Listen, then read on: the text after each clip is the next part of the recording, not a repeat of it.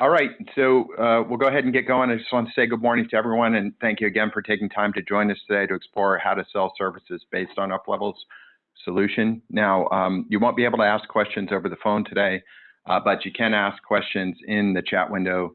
Obviously, you guys have already found that. We'll answer those questions in the chat window in real time as much as we can, and we'll also have a Q&A session at the end where we can answer any unaddressed questions, and of course, where you can ask some additional questions. You will want to stick around to the end today because we're announcing our first spiff for partners as well. So without further ado, let's go ahead and get started. Guess I need to unfreeze my screen. There we go. All right, so today's presentation is broken into three sections you see here. The first section is going to cover some trends we see and a number of partner case studies. Then we're going to look at profitability information.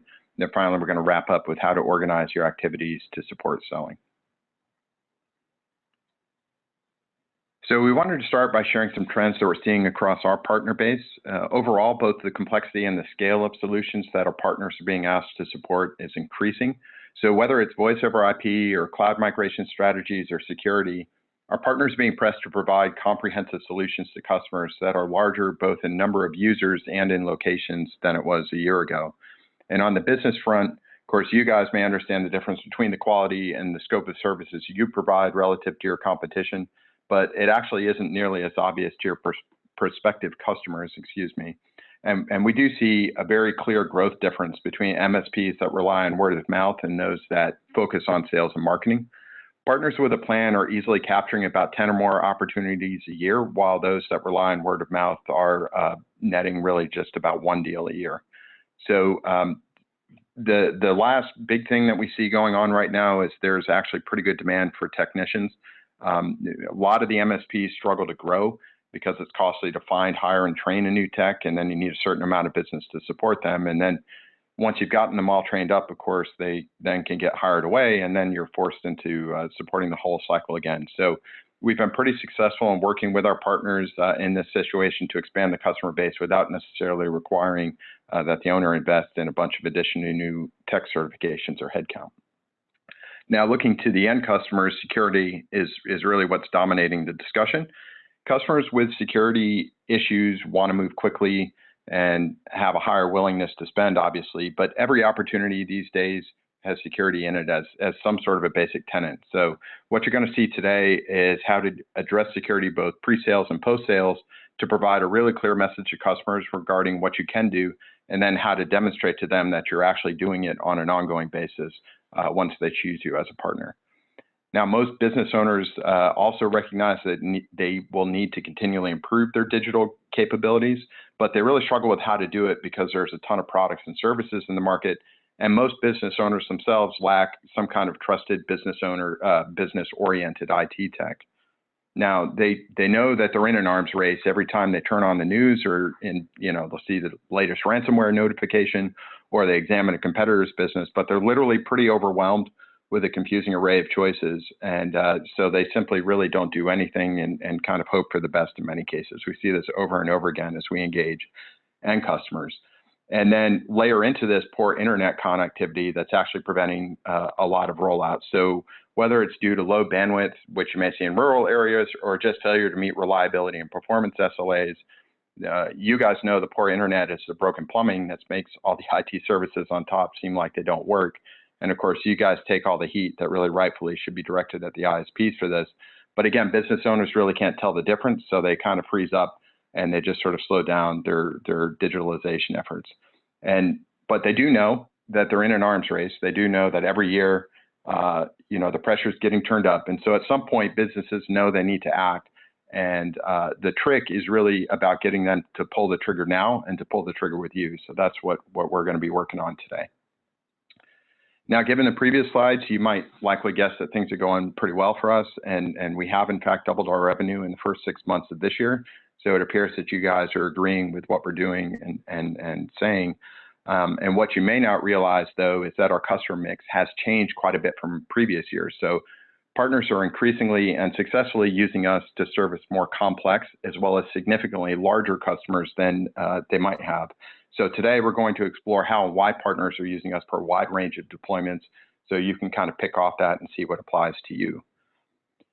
Now, before proceeding, I did want to revisit the positioning we used up until the beginning of this year. So most of you saw this slide that discussed the IT void that exists between 5 users and companies with 5 users and 25 users. This is what we were using when we were engaging partners as prospects to see if you were interested. Now, this positioning fit our initial product really, really well, but a lot's changed over the last year, so that greatly expands both the breadth and scale of customers that you can target with us, which actually gets us to our first poll here. So the question here is, what is the maximum number of concurrent users per site that Uplevel can serve right now? So we keep talking about the scale has moved up. I'm curious what you guys think the max number of users per site is, and I will push that poll to you right now.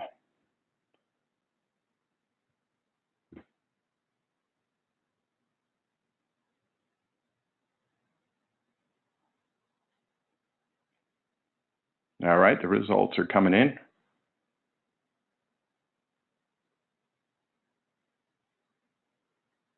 Very good. Thank you, guys. So we'll go ahead and end that, and we will see who's right. Most of you got it right, but there's a pretty good mix. So I'm going to share those results with you. So, of course, back in 2017, we supported 25 users per site. Today, we actually fairly comfortably support 100 users per site. So you can see most of you got that. Somebody really has a lot of confidence in us, and we love the 200 users per site. But 100 is probably a little more where we're at the moment. So in addition to the 100 users per site, we also support 32 sites per customer and 400 concurrent devices across all customer sites. Now, you guys drive our scale, of course, so we really are just sort of following you. So if this doesn't really meet your scale requirements, then go ahead and reach out to us. We're constantly looking to improve things to meet your requirements. But obviously, this is quite a larger addressable market than what we've had in the past. Now, another somewhat surprising thing that happens to us is when we have a conversation, we hear, oh, really? I had no idea you guys did that. When we're describing a feature, a lot of times that feature's been out a year or more. And of course, it makes sense that would happen because we swim in our product every day, but you guys, have other things that you're paying attention to. But given that, I thought it would be really useful to show you guys all the new things we've released in the last year and a half or so. So we've had major security enhancements. We've added IPS IDS, then accelerated that IPS IDS. We've added DNS or content filtering and geo-blocking to shore up security. Major things we've added on the hardware side, we added a 5 terabyte gateway, primarily for servicing firms with larger storage requirements, something like engineering or architectural companies. We enhanced management features. This is a huge one, by the way, including monthly reports that you guys can use to share the results of what the firewall blocked, so you can share security and usage stats with your customers. So very, very useful in business reviews, post-sales. And we've introduced a myriad of SD-WAN features. And the thing here is our SD-WAN features cost 25% of what they cost when you go and get a dedicated SD-WAN solution, but they deliver essentially the same application benefits. So all of these feature enhancements, particularly when they combine with the scale enhancements, are going to greatly expand the addressable market, to include a lot more of the advanced deployments. And all of these enhancements are supported by our support team. So Robin does a great job, Tom does a great job, and as most of you will know, if you call our tech support team, you're going to be working directly with an engineer. We'll actually call you back relatively quickly if they don't answer the phone, and we really focus on solving your problem. So the team continually gets accolades. If you haven't used our support team, I do want to just let you know, it's one of the things that we do that really differentiates us from other companies is we're here to support you guys. You are the front line of the company, but we are here to have your back, and we really work to support those issues. Now, Uplevel is being used by MSPs to address a wide variety of markets. Here's a few, but there's a couple that are particularly good on this slide that I want to highlight. Doing very well with property management, trucking, construction, professional services, so things like lawyers and attorneys, lawyers and accountants, and medical services. These are all areas where you can get quite a few revenue dollars per sales effort expended. Some of them because of scale, some of them just because they're very repetitive deployments, so you can operationalize them very quickly. So I'd encourage you to focus your marketing and sales efforts into one of these areas if you're looking to develop some kind of vertical focus as part of your sales efforts. Now, here's where our top MSPs are located throughout the US. And what makes this map interesting is that you can see there actually is no particular regional bias. And so if you're having trouble selling, you might just assume, well, you know, I'm not in New York City or I'm not in LA or what have you. But actually, when we went and looked at it, successful partners are all in suburban or urban areas. It's tougher if you're out in a rural area, but they are as likely to be in Iowa or Colorado as they are along the coast. And really what makes them successful is their approach to sales. So kind of getting that process in place, getting some focus and stepping through, as we'll talk about later. And so now I'd like to introduce Tom Alexander. So Tom is our CEO and our CTO, and he'll walk us through a couple of case studies that highlight how Uplevel can be used to adapt to more complex and higher scale accounts. So Tom, go ahead and take it away. Excellent. Hello, everyone. Glenn, just confirming that I'm coming through loud and clear? Loud and clear. Excellent. Let's see, as Glenn mentioned, I'd like to take a look at a couple of case studies. We have a lot of customer deployments, but we picked out a couple of them because they were particularly noteworthy here. The first case study I'd like to take a look at is associated with a name that many of you might remember or might know.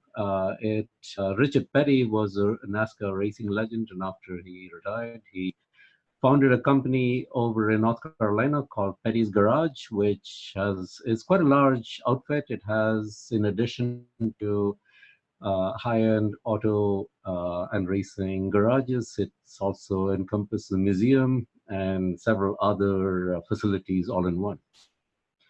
And so the challenge they were having was that even when you're dealing with heavy metal, you still need a well-functioning IT infrastructure, network, internet, Wi-Fi, phones, all that sort of stuff. And their approach to using a break-fix consultant was not working. So they turned to their MSP partner, which is CSP Technologies, and CSP is a partner of ours. So basically what CSP did, which worked out very successfully for Petty's Garage, was they started replacing over a relatively short period of time all the infrastructure with Uplevel systems equipment.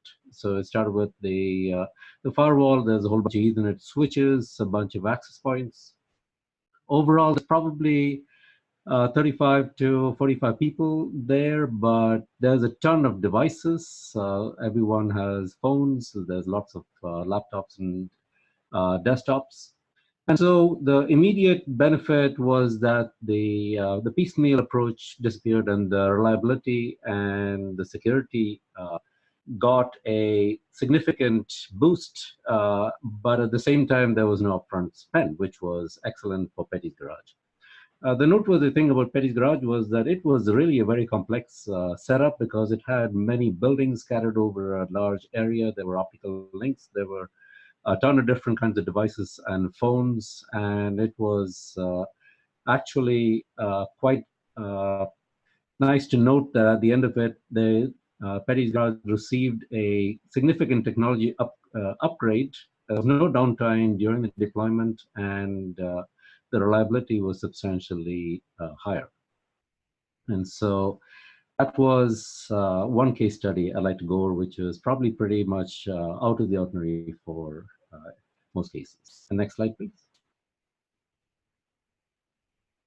The second case study that I'd like to take a look at is different in that Petty's Garage was a single large site with many buildings, but this one was a different orientation in that it's a financial company, basically a lending company, but they had a different problem, which was they were growing rapidly and they needed to onboard a lot of different companies. In fact, they were acquiring companies, they were opening offices, they're doing all kinds of stuff, but they needed to bring on board a lot of remote offices quickly, efficiently, and with minimum downtime. So they turned to a different partner of ours, TeamLogic IT in Durham, North Carolina.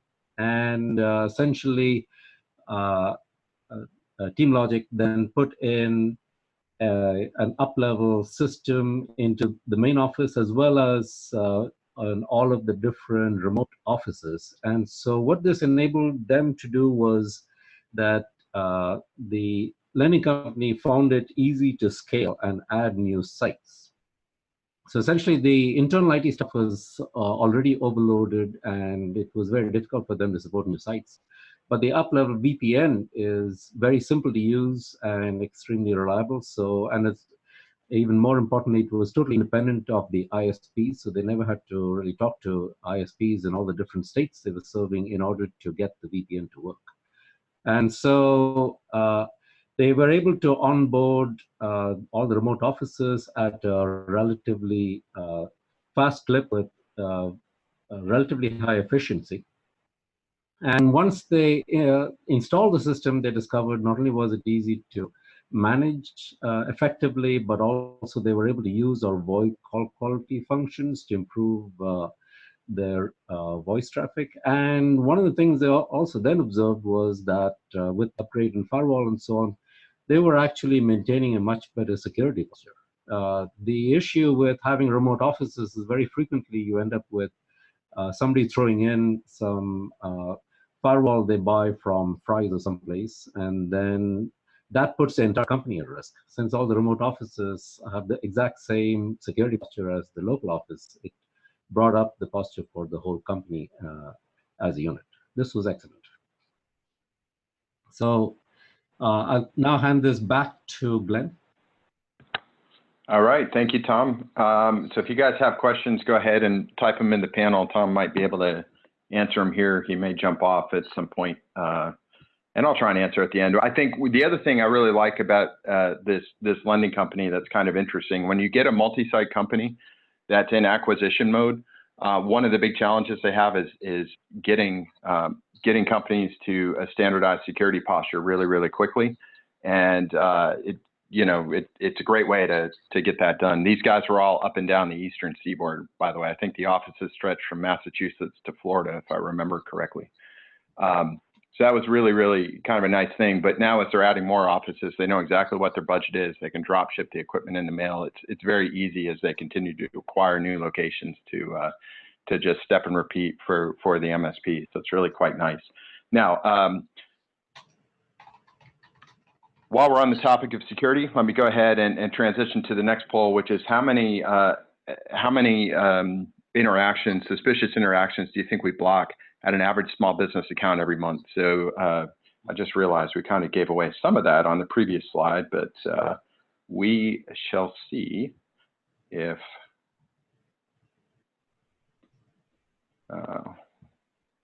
sorry guys, I can do one thing at a time. I'm pushing the poll D right now. We shall see what you guys think. I was a little surprised by the number that came in. So how many blocked interactions do you think we have at a typical small business account every month?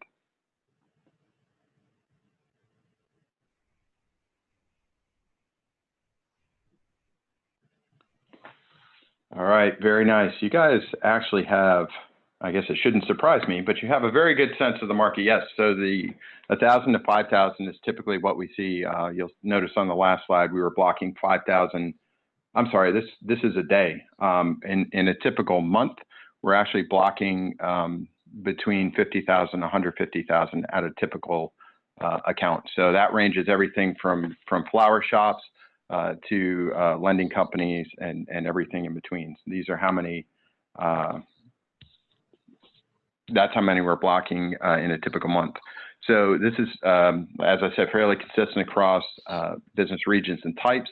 And it doesn't really matter if it's, like I said, a gym or a flower shop, but we're seeing that level of attack every month. So the good news for you is we make it really easy to show this risk to your prospects and also to demonstrate that you're providing that afterwards with the reporting. Now, I also want to share with you the countries where these attacks are originating. So while the USA actually is the top country for origination of these attacks, There are some other major contributors, and the names shouldn't really surprise you. China, Russia, Brazil, India, they all figure fairly prominently into the source of where these attacks are being launched from. So this information should demonstrate to your prospects that the issue actually is worldwide, and it's not going to go away anytime soon. It's not like you could regulate the US and suddenly this would all be fixed. So the good news, of course, you can block many of these threats using the country-based geo-blocking service in Unbox, but it's a good example of why country blocking is helpful.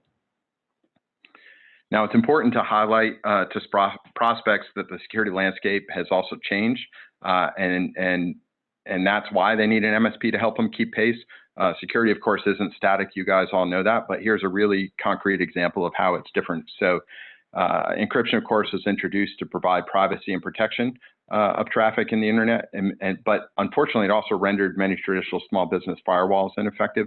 So encryption has been occurring really, really quickly over the last few years. The latest is now we're up above 75% of internet traffic encrypted, and that was just at 70% 6 months ago. So it's going very, very fast now. Now, encryption exists to provide privacy, and one of the main goals is to prevent the man-in-the-middle inspection. Unfortunately, a firewall happens to function like a man-in-the-middle threat from an encryption solution perspective. So deep packet inspection techniques that were really widely preferred just 5 to 10 years ago, and they're still actually heavily promoted by firewall vendors today, they don't work really particularly well with encrypted traffic. So the DPI firewalls, they're going to need clear text traffic to function. The whole point of encryption technology is really to make that decryption and the subsequent re-encryption by a third party both disruptive, so the end user knows it's going on, and too expensive to do in any kind of bulk. So that relationship also is going to stay into the foreseeable future, because once decryption becomes feasible with commercially available hardware at scale, it's easy enough for the standard bodies to just expand the encryption key length to counterbalance that effect. They want to keep it expensive for commercial grade hardware. So if your customer has a firewall that was deployed 5 to 10 years ago, they're likely wide open to a lot of modern threats that bypass the firewall simply by riding on top of encryption. So you need a pretty different approach, or more to the point, they need a pretty different approach to security. And so this gets us a little bit to how to sell security. So you see some do's and don'ts on the left-hand side of the screen. In short, you don't want to rely primarily on DPI-based technologies. It's a protracted risk for customers that have nobody actively manage their firewalls to adapt the settings as the internet has changed. And you don't want customers to think, and I hear this all the time, oh, I hear from customers, well, I have a firewall, so I'm protected. If they can't tell you what that firewall is doing for them, if they can't tell you how it's configured and what type of traffic it's supposed to be blocking, and they don't know, and more to the point, they don't have an MSP or an IT person on point that knows, then they really aren't protected. And most customers really have no idea at all how their firewall is configured to work. So using Unbox and some endpoint protection, you can provide that visibility and that clarity. You can deploy a series of technologies that are effective in this modern environment and that are fairly cost effective. So this is going to protect the end customer data through 4 layers of protection. First, we're not going to let any traffic through to the site that wasn't requested by a user at that site. Secondly, we're going to use DNS filtering to prevent users from requesting information from known bad websites, malware sites, or phishing sites, that kind of thing. So this is going to protect against intentionally typing in risky websites, but also it's going to protect against like phishing emails where people click on links that go to known malware sites, as well as lookalike links that might be tricked into clicking on accidentally. The third layer is we can also block traffic from specific countries that have no reason to receive traffic from the customer sites. You saw that map earlier. There's really no reason for a CPA in St. Louis to be communicating with websites in Brazil, Russia, and China, so you might as well block them. And then the final layer you guys add, which is the endpoint protection, and that really protects against a couple of things. First, you need it to protect against non-networking modes of threats, like somebody sticking in a corrupted USB drive, but it also does add one more layer of threat protection against network-based threats. And so all of these functions will work together at 700 megabits of throughput with Unbox, and they work equally well with encrypted as well as unencrypted traffic. And of course, you can always put IPS, IDS on top of that too. So to sell a customer on security, it's really important to go into the sales meeting prepared. So if possible, one of the best things I've heard people doing is to bring a report from a well-known local business that shows the real level of activity on security issues today. So if it's an account that local folks know, and they can see, oh my gosh, these guys have 50,000 blocked probes and events every single month. That starts to drive home that security is a risk, right? And then you can also set yourself up a Google alert so you can search for ransomware threats in your area, get notified anytime there's a ransomware event. Maybe you want to conduct a small marketing campaign when that happens, but also it's useful to have those articles in hand when you go in and talk to a prospect. And finally, just search from industry best practices or mandates. So a lot of industry groups now are providing recommendations or working to provide recommendations for best practices for security. And look, if they don't create, then go ahead and, if they don't exist, then go ahead and create them and brand them for yourself. So you guys know how to protect data. So just dream it up and say, this is what the industry should be doing, put a brand on it, bring it out, and stamp it as best practices for such and such an industry. You guys can actually market it that way. So the second thing to do is examine your customer security infrastructure and look for holes. So it's pretty easy to differentiate against residential devices because you simply highlight the security problems that they have that are rooted in the feature gap. So you're not going to find geo-blocking in a residential device. You're not going to find DNS filtering in a residential device. So you simply point out that they can't do those things. Now, as it comes to enterprise equipment, the biggest issue typically is not that they don't work well, but that they don't work well for encrypted traffic, and nobody actually manages the firewalls. So the problem with traditional enterprise firewalls is that they're really complex, and therefore they're expensive to manage, and customers don't want to pay for support. So an unmanaged firewall, in a lot of cases, gets deployed and then just sits there and becomes effectively a paperweight. So once you're done with the above, then help the customer quantify the costs associated with the security. There's really three buckets you see here: the direct downtime, the cost to pay a ransom or to recover the data or build a new machine if the data can't be recovered, and then the reputational damage. And then once you've demonstrated the need and the impact and convince them to deploy a firewall and endpoint protection, make sure you also go back to them and convince them to centralize their data and automatically back it up too. That really provides them, of course, that final layer of protection. So now we're going to talk about VoIP. I've got the next poll queued up here. So the question is, what segment of the network causes most of the VoIP issues?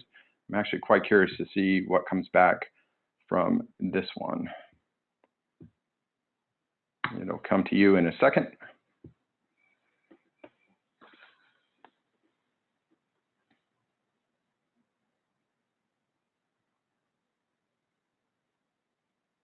All right, results starting to come in.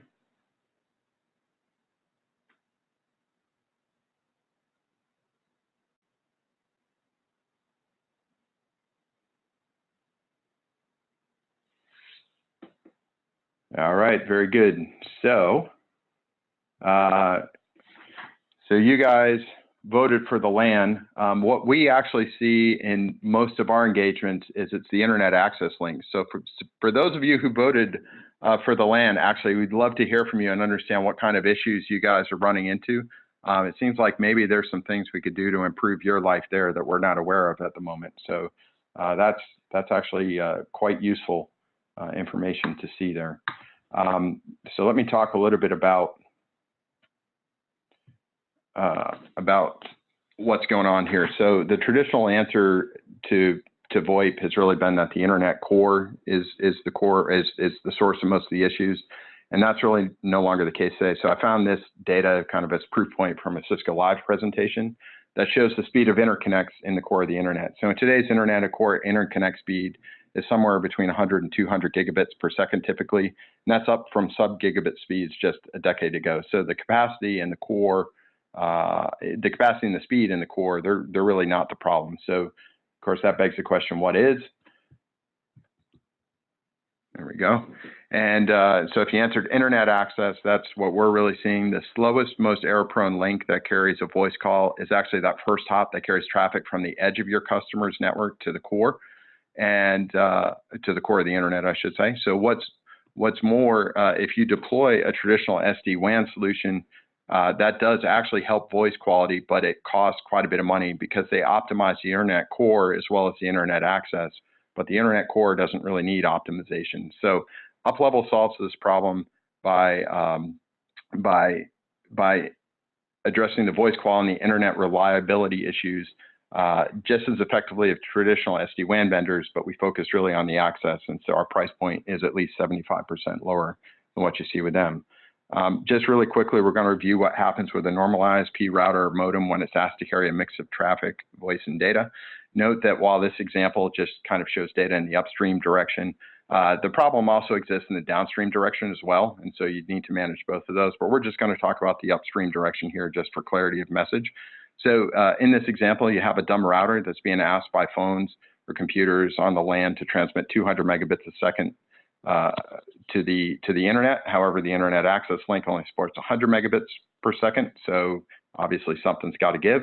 Being a dumb router, this router doesn't distinguish between voice and data traffic. So it starts to buffer traffic until the buffers overflow, and then it begins to drop the packets. Now, the consequences is that the router delays and drops traffic equally, both the voice and the data. So the voice traffic is delayed and dropped, and the sound quality of the voice call falls apart accordingly.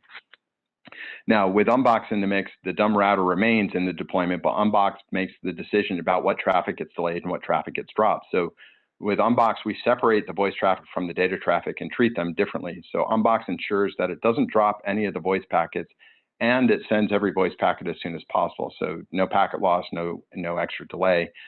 Only the data packets that don't carry any voice are delayed or dropped. And so in this setup, the ISP modem then receives, or the router receives the traffic from the Unbox, but now it doesn't really have any decisions to make. The traffic's been pre-configured, so there is no need to further delay or drop any of the traffic, and you get high voice quality as a result. So that's kind of how we manage that. So again, what should you do when selling VoIP solutions? Well, first, you've got to deploy QoS as a part of every VoIP solution in order to assure the call quality and the phone service uptime. So selling VoIP without QoS is pretty much a recipe for disaster. Then you need to educate the customer on the benefits of VoIP, and that specialized hardware is really needed to ensure the audio quality and the service at each site. It isn't just as simple as deploying a bunch of phones out there and suddenly it works. Now, if possible, you should show the reliability of the system. We didn't really talk about failover, but of course we have failover and load balancing in the system. So go ahead and demo a failover. Connect an Uplevel with 2 internet connections, maybe use LTE as a backup, place a call, pull the main connection, demonstrate that the call stays active. It'll switch over in 2 seconds. Then, you can reconnect the main internet and show that everything settles out and continues to work, goes back to normal.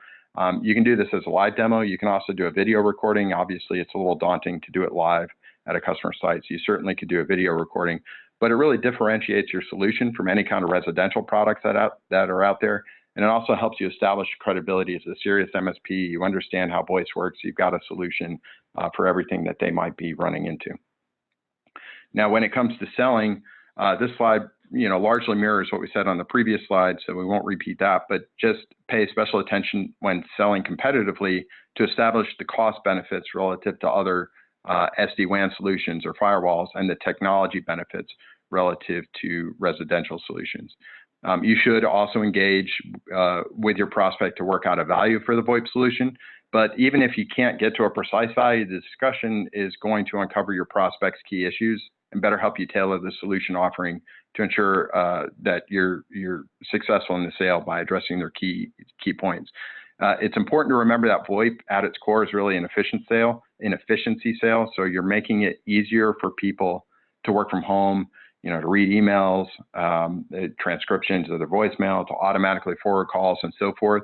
So those efficiency benefits, unfortunately, are all lost if the infrastructure problems exist. And if that's the case, then there really isn't a point in going forward with the project. So to that point, remember that business owners really like MSPs because it gives them one head to chop. And in this case, you have to let them know that you can only be the one head to chop if they allow you to manage both their VoIP service and their IT infrastructure. So if they have a VoIP need and they're bringing you in for that, you can really push for the IT infrastructure to go along with it, because they really need to address both in order to get a decent solution. All right, last poll. What do you think is the most common root cause issue that is identified in our support requests? So people call us up and ask us, call us up, they've got poor Wi-Fi, they've got things not working reliably. What do you think the most common root cause is that gets identified?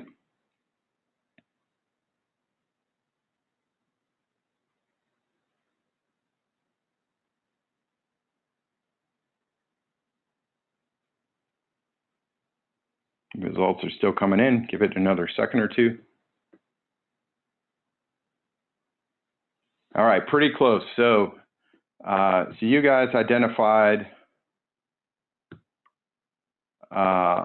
internet access and misconfiguration as the top two. I would say those are the top two, but in our experience, they're actually flipped.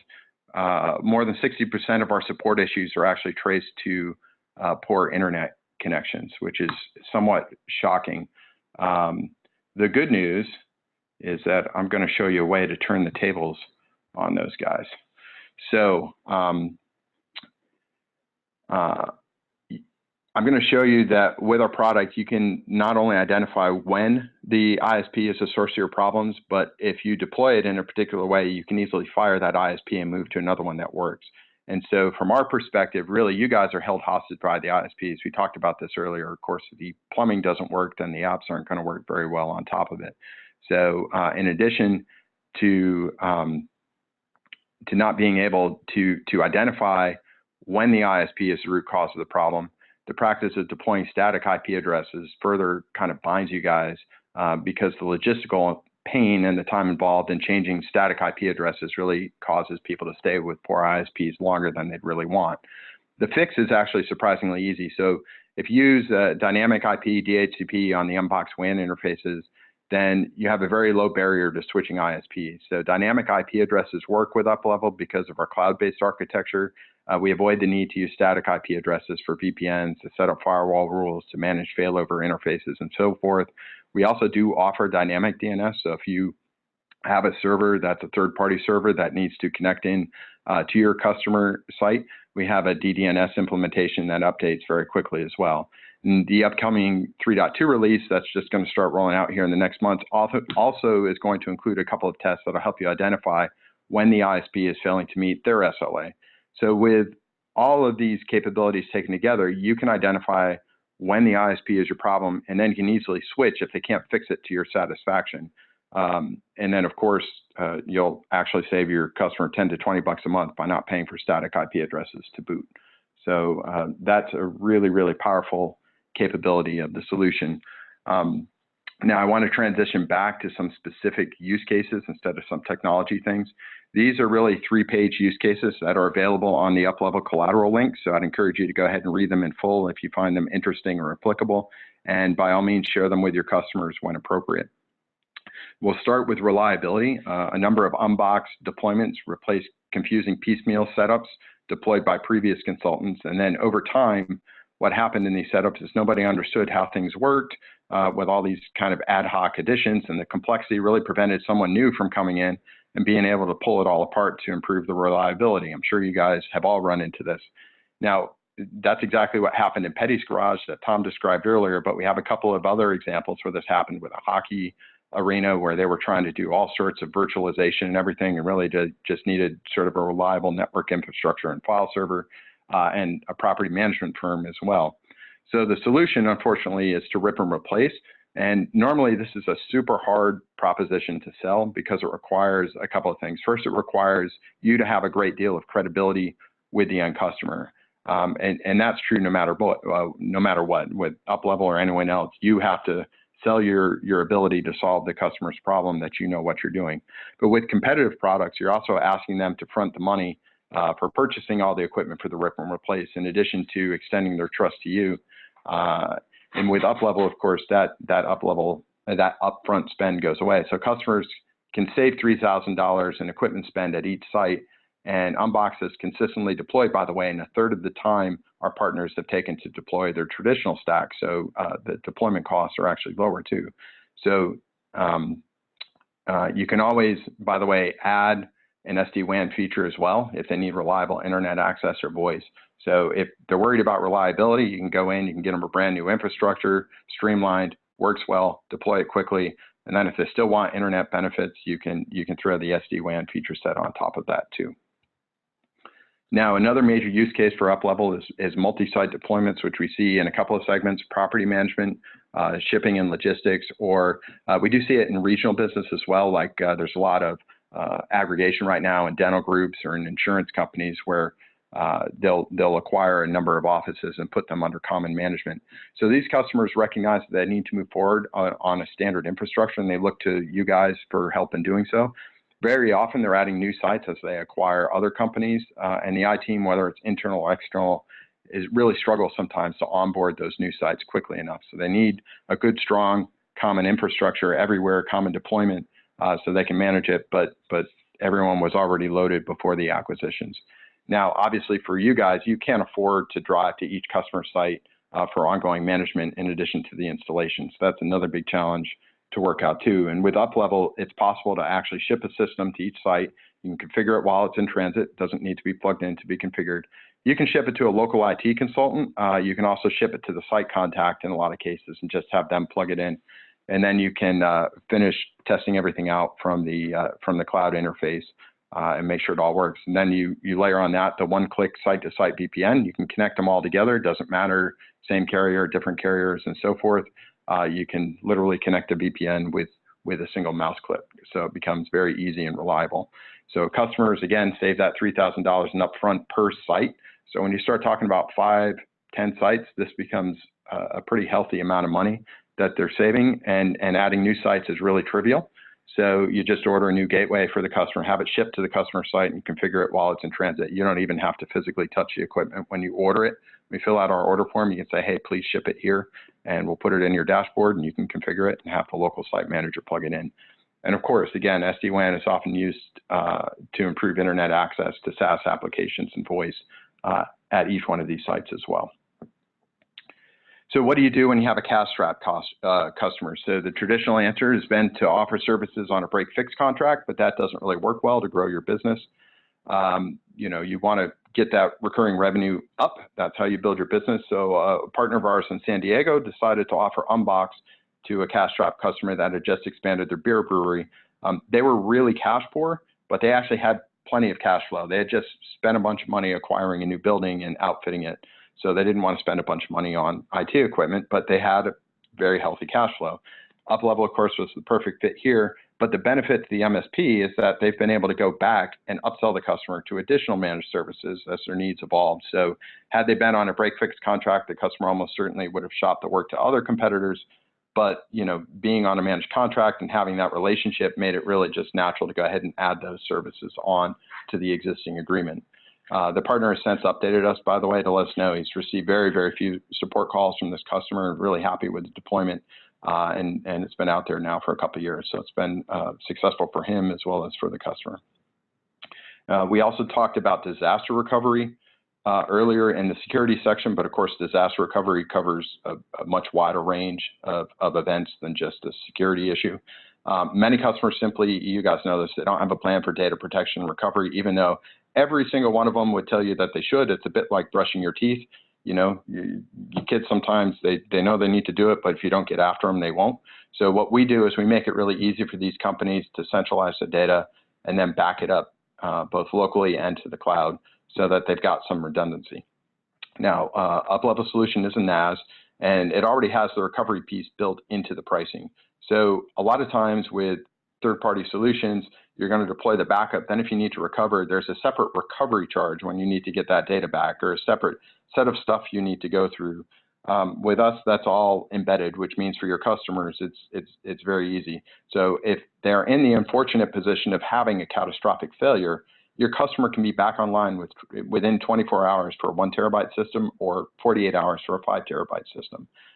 We'll provide the replacement gear. And if you guys are using the demo gear that you have in hand, you can actually get it turned around even faster than that. And all of this happens, of course, without buying new hardware or paying any data transfer or expedite fees. So the solution provides a really easy way to encourage centralization and protection of the important business data. And Unbox provides a really compelling alternative to business continuity solutions like what you'll see from Data, which are great solutions to provide instantaneous access to data in the case of a failure, but at many multiples of the cost. And many businesses are willing to look for a solution that's somewhere in between, and this is where it's a great fit. And finally, there's the example of remote workers. So increasingly, we find companies hiring people that work from home. This obviously improves the employee's quality of life by saving on commute times, but it also saves the employer money because it expands their hiring pool. They can get better employees and reduces the office space requirement. But one big challenge with remote workers is providing them with a phone service that's an extension of the business. Obviously, VoIP is the answer, but again, the call quality is a critical ingredient here.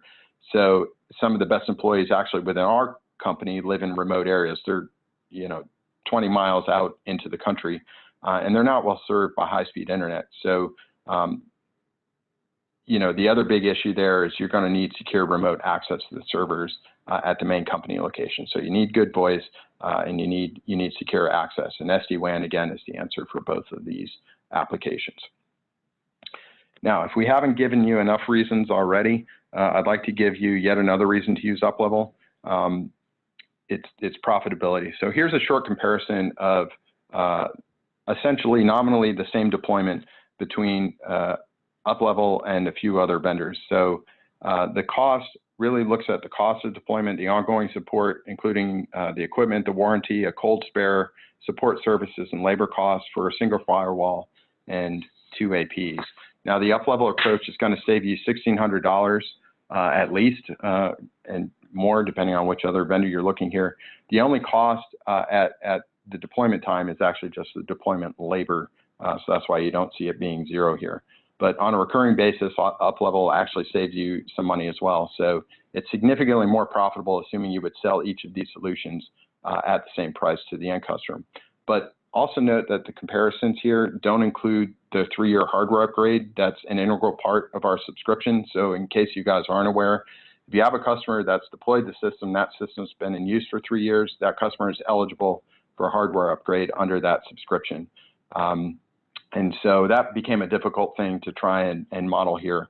So those aren't reflected in the numbers. But if you're interested in finding out more about the competitive info, maybe reading the bullet points there on the left, all this competitive info can be found in the Uplevel collateral link as well. So as we're winding down here, Uplevel makes MSP sales, support, and growth easier. So if these use cases and profitability comparisons and business guidance intrigue you, then do please reach out to see how we can redouble our efforts to expand your business. It's pretty clear at this point that the business model works well for MSPs, and what we really want to do now is to expand your business and, of course, our business by really now starting to focus on how we can grow sales. If you want to get going just on your own, here's a few things that we would recommend. First, review the latest release videos just to get caught up on what the system capabilities are now and to see some of the partner programs. If you'd rather attend a live training, that's no problem either. Robin runs 4 live trainings a week. Very easy to join. You just email sales@uplevelsystems.com. We'll send you some links so you can register to get the login info. That's really all you need that for. You can attend as many people in your company as you want, as many times as you want. There's no cost to that. And you can ask questions and so forth since it's a live session. We do have a number of tools that support your marketing as well. So there are a couple of folder links we share, the general Uplevel collateral that I've mentioned a few times. That's going to include case studies, training materials, branding materials, competitive comparisons, and a number of technology how-tos. The other folder is partner specific. So that'll contain your price list, your quote configurator, branded solution sheets, a branded video that you guys can use in marketing. Many of you already have, but remember, you can also register for dental leads at uplevelsystems.com/dental leads. That's available to you as well.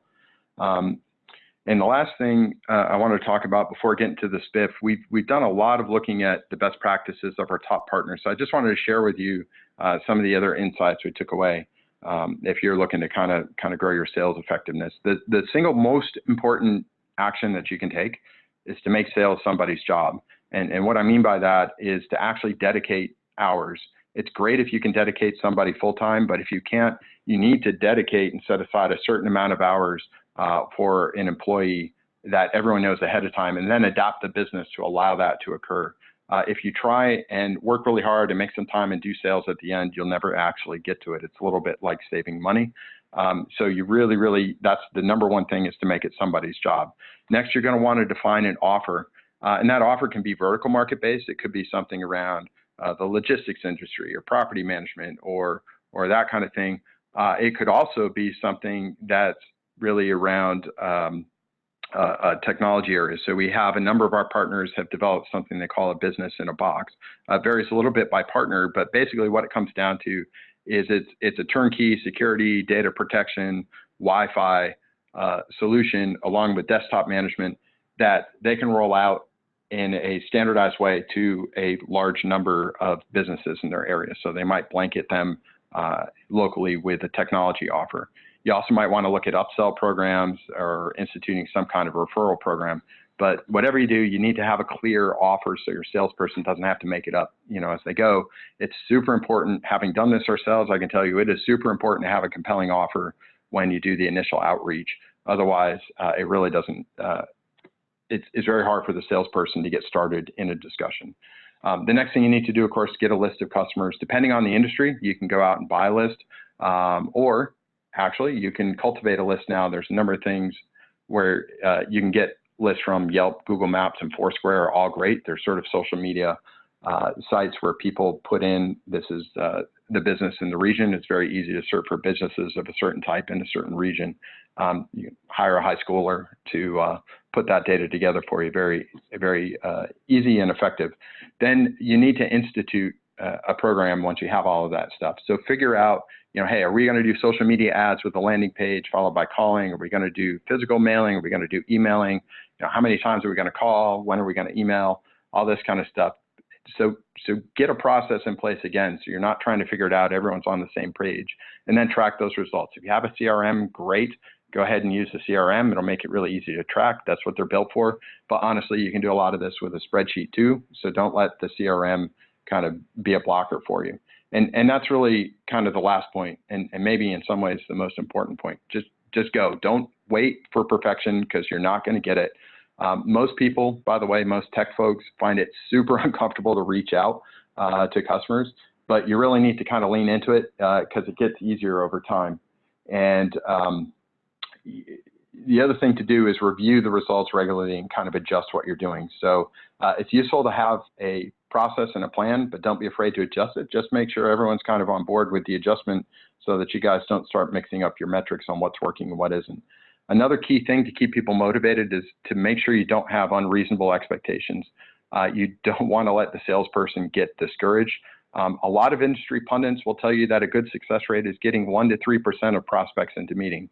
So statistically speaking, it is entirely possible that your salesperson is going to reach out to 100 folks and not get anyone into a meeting. You need to set that expectation up front and sort of encourage them and stay after it, because persistence pays. It is a tough thing to get started, but if you lean into it and you get it going, it does actually work. It's a big part of how we've built our business. And so with that, the last thing is I wanted to give you a little extra incentive. So what we're going to do is, if you are able to book, deploy, and begin billing on 5 new customers before the end of the year, we're going to send the primary contact at the MSP, which is likely the owner, but it could be the tech lead or whoever is marked as the primary contact in our account, a $500 Amazon gift card. So why are we doing this? We're doing this because we looked at our more successful partners and noticed that when they take the above recommendations into place, they dedicate someone, they build a program, they start turning the crank, they track it and drive through.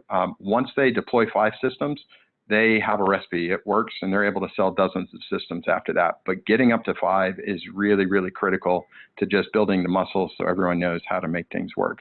So we want all of you guys to get there, and we're going to put our money where our mouth is. So $500 to all of you if you can get it done by the end of 2019. And with that, I would like to turn it over to Robin and see if there's any Q&A. Hey there. So we have had a bunch of questions piling in throughout the session. So if anyone has any other questions, feel free to shoot them over. I think we've been trying to answer them as best as possible along the way. But let's just go over a few kind of ones that most everyone probably has, just to make sure that we're being clear. So one question was, what is the throughput of the appliance if all the features are enabled? So the throughput of the gateway with all features being enabled would be 150 megs. That is limited to the IPS IDS. So IPS IDS is the one and only thing that has a fixed throughput throttling. VoIP does have the capability of throttling, but it is based on user input. So it's whatever you enter into the QoS values, that will be the throttling of the VoIP, making it variable. If you turn IPS IDS off, however, and all other services on, you'll see about 800 megs of throughput.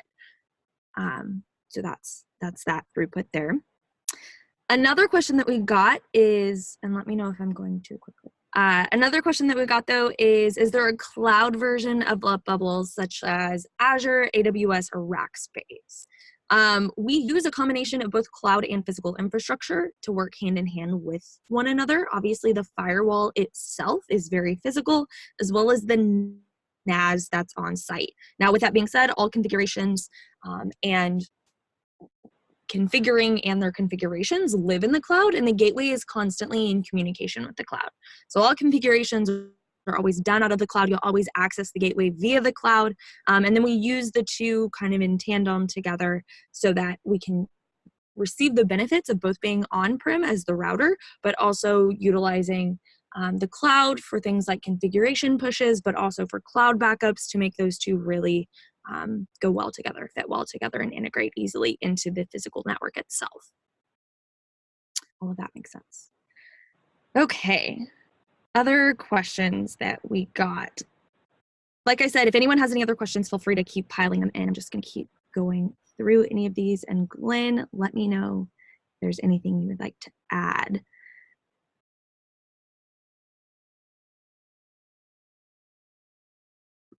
All right. I have nothing to add. Okay.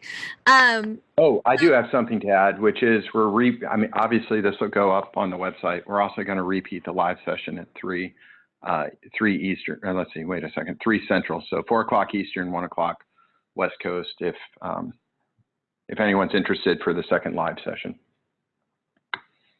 Yeah. Okay, so other questions included, what is the dental leads link? We'll send that out here. We can always send it out to you individually if you haven't already gotten it. There are several emails with that link in it, but let us know if you need that. Feel free to email sales@uplevelsystems.com if you ever need links to anything. The dental leads link is just uplevelsystems.com/dental leads. That's it, nothing fancy.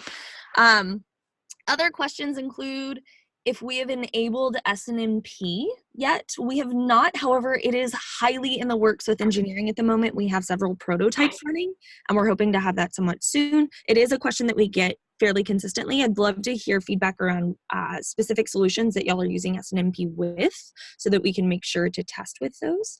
But that is coming, that is something that has come up in the past.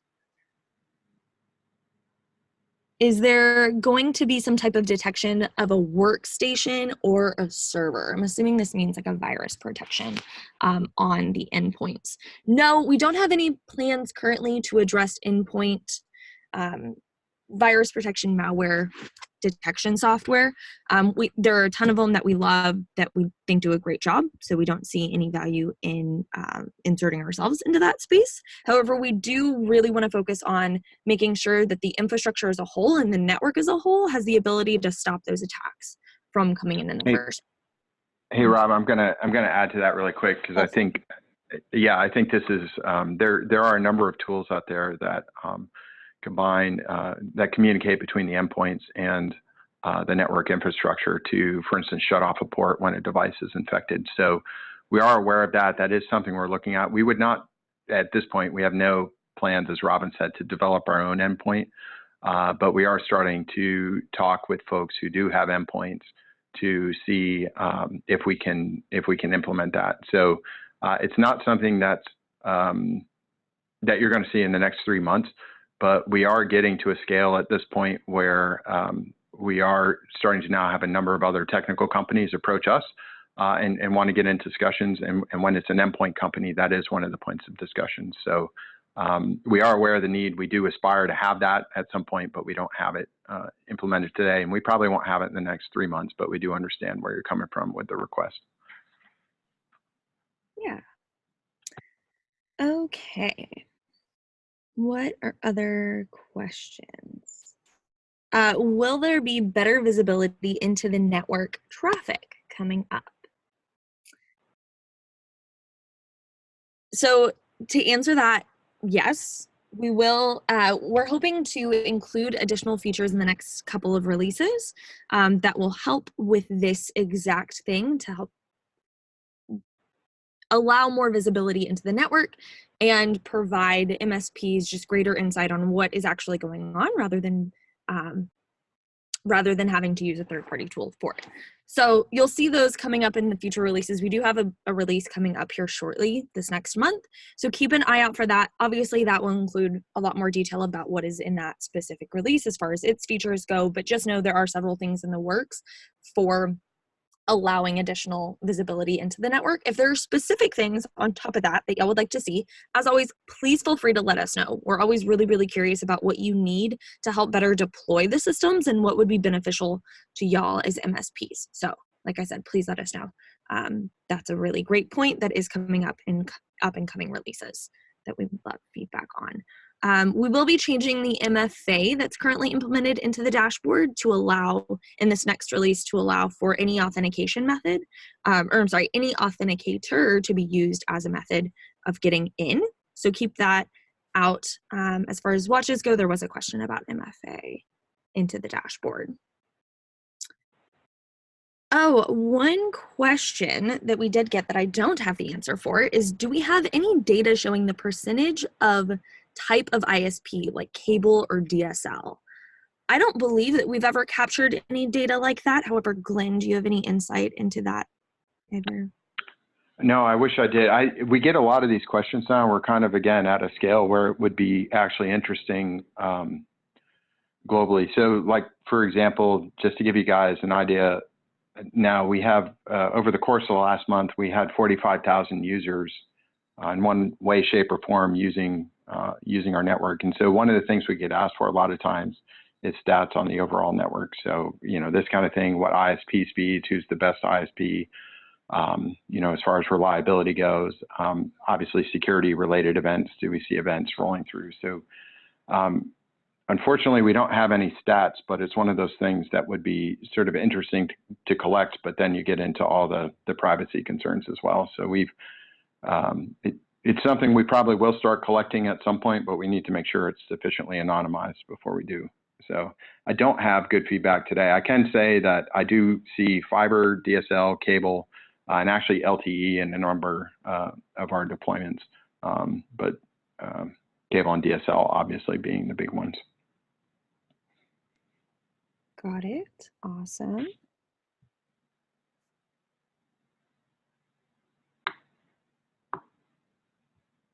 Do we have any plans to implement user authentication to access Uplevel file shares? Would you like to answer this question? Oh, I was thinking you typed it to yourself. Why don't you go ahead and answer it? No. So we do have a couple of features in the next couple of releases that will hopefully help address this as well. So a couple of items coming up. I can't get into too many specifics around it. However, there are some items that are hopefully there to help with authentication into those file shares, make that more secure, and how users get into those drives and how they're managed. So those are in the pipeline. They are coming up soon. So keep your eyes out for those releases coming up. They're going to be really, really helpful as far as kind of both of those items. There are a lot of things in the pipeline, just so you know, that are coming up. So always keep your eyes out for those release emails. The webinar, just so everyone knows, this webinar was recorded, so we will absolutely publish the link. We'll either send it out or post it on YouTube and send out the link. So just keep an eye out if you are looking for the webinar afterwards. I think all right. Well, I think we're good. We'll harvest all of these questions here and make sure we'll go through one by one, make sure we got them all. We'll email you guys or call you if there's anything that maybe warrants a discussion. But other than that, I guess we're good. It looks like we do have a couple of more questions that just came in. Oh. There is one about what happened to Active Directory implementation. If you would like to answer that. Is Tom still on the call? No, I'm just kidding. So it is still ongoing. As Robin just said, we've kind of got our first little inkling of that, but that's not really what you're asking for, but at least shows that we're working in the area, which is You will be able to use an existing domain controller to manage access to files and folders, more granular access. So that'll be new in the upcoming release. We are continuing to work on the domain controller function. Really would like to have it before January of 2020.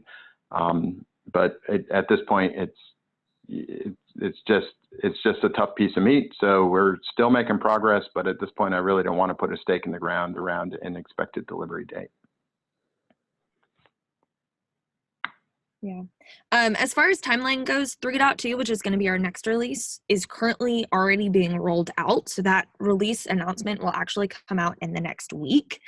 And so we're talking single weeks, you know, system should be updated within the next, typically takes us about 6 weeks to get through the entire upgrading cycle. So anywhere from now until then is typically when you would see your system have the new 3.2 release content on it. So keep that in mind. We're talking sometime probably in September for the majority of everybody. And that would include the authentication for MFA. And I think that's it. If no one has any other questions, or if there are any other questions that we didn't address, we'll be going through these to make sure that we got everyone, sending out individual emails. But feel free to always shoot us off emails to support@uplevelsystems.com or to Glenn or Tom or I personally if anyone has any other questions that we can answer that we haven't already addressed.